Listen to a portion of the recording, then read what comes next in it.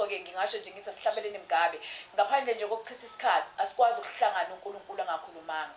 So ke njengoba kuhlangene la kuzodunyiswa noma kuzobongwa impilo yakhe ubaba uSifiso Ncwane, asikwazi ukuhlukana lana singasamzwanga uNkulunkulu ukuthi uthi abakwazi ukuhlangana abami mina ngingabibikho uma bebabili noma bebathathu. Umama wethu umfundisi noma ngasho ngithi the bishop umama uChili bengicela nje ukuthi nje simdedele naye sizwele ngoba angifuni ukuthi usale ngisho nanokuncane kwakhona. Ngicela leli thuba ngibingelele umndeni wonke wabencane hlobo zonke ngibingelela lonke bancane egameni lenkosi yethu Jesu Kristu. Amen. Uyena umamncane siwathi ngibe mina ngijabulela ukubonga manje bangabe ngikhona. Ake siyabonga uNkulunkulu ngalolu suku lokuthi sizocelebrate impilo kababa uNcwane. Amen. Khona ke ngoba sonke sizokhuluma ngezinto babuncane azenzile. Ngiyafisa mina ukuthi ngithi ukubrancha kancane ngisaluthe umama uAyanda Ncwane nabantwana ngaba sikho la ukuba ubungabonanga lolu suku lubalulekile. I want to honor you for who you are. Amaphepha ekhuluma babuncane sanda khamba. Abantu they did not know ukuthi uAyanda bedlula kuphi. Kodwa thina sike safika ekhaya. Sifisa ukuthi nje simbonge uNkulunkulu ngoAyanda ngoba akafanga ngalesi sikhathi. Ngendlela okwakunzima ngayo. Wawungazi ukuthi ungamnikani ukuze ukwazi ukumduduza because there was nothing that could comfort her. Okwesibili okunye ngikubonga ngaye. Ngiyacela usukume Ayanda because ngiyafisa ukuthi sikushayile ihlombe for who you are.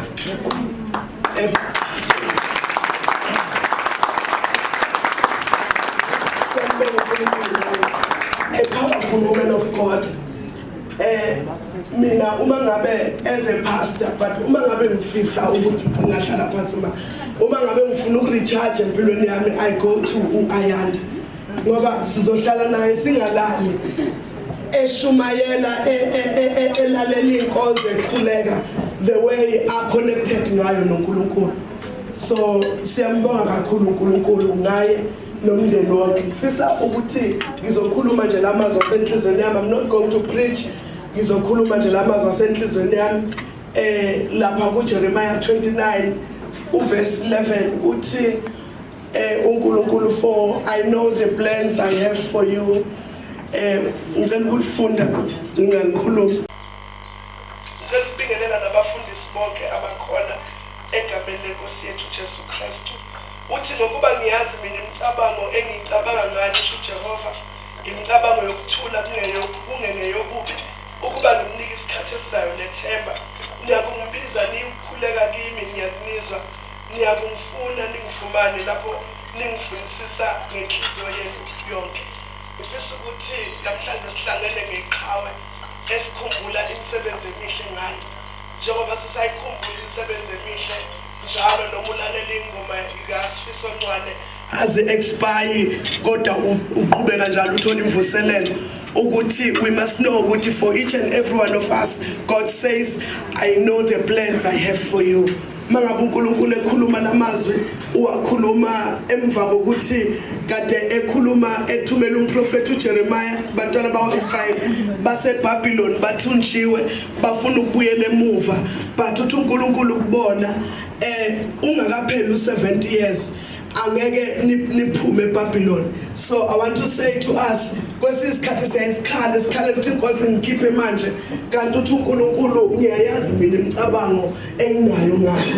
So I want to say uthina sisa celebrate impilo kaBabncwane but God has a special plan for each and every one of us. Uthi uNkulunkulu nginemicabango yokuniphelelisa, nginemicabango yokunikeza ithemba. No matter how difficult it is kulesi sikhathi esibhekene naso kule South Africa esiphila kuyona kodwa uthi uNkulunkulu I know the plans I have for you. kwesisikhathi kufanele ukuthi ubuyele kuwena uyomfuna uNkulunkulu uthi Nkosi ngiyazi ukuthi uthe wena uyayazi imicabango onayo ngami. Uthi ke uNkulunkulu ukuze lemicabango enginayo ngani iphumelele uthi niyomfuna. Isikhathi leso sokumfuna uNkulunkulu. Lithi uNkulunkulu mfunele uNkulunkulu eseseduze nimfuna uJehova esenokuthola. Uthi uNkulunkulu niyomfuna when you seek me uthi mangabe ningifuna you will find me. Uthi uNkulunkulu nizomfumana uma ngabe ningifuna. Praise the Lord. So I want to say to us namhlanje God has a plan. Uthi MC wonke umuntu kunento uNkulunkulu amphathise yona. So noma ngoba kunento uNkulunkulu aphathise yona buyela kuNkulunkulu ngoba uyena ozokunikeza lokhu ophathiswe khona. God has a plan for you. People may fail you, abantu bangahluleka, abantu bangakuthembisa, bangabe besayifeza lezi zinto abakuthembisa zona, kodwa uthi uNkulunkulu mina nginemicabango yokuphumelelisa. Uthi uNkulunkulu I want to prosper you. Uthi uNkulunkulu ngizokunikeza ithemba, ngizokunikeza isikhathi esizayo. So namhlanje kuyilokho nje sisaqhubeka nokucelebrate ukuthi God has a plan for you. Ayanda, God has a plan for you. Ncwedi, God has a plan for you. Mawenza, God has a plan for you. Family, God has a plan for you. And icebo likaNkulunkulu elokuniqhubekelisa phambili, icebo likaNkulunkulu elokunikeza the desires of your heart, icebo likaNkulunkulu elokunikeza isikhathi esihle nesikhathi esizayo. Isikhathi esiningi silalela izinto ezinegative empilweni, they end up affecting our minds, they end up affecting everything. Bese sihlala lapha silahlekelwa yithemba. Kodwa ngifisa ukuthi ngithi kuwena yekela lezi zinto ezikulahlekisela ngethemba, but buyela kuNkulunkulu. Uthi uNkulunkulu unecebo ngani.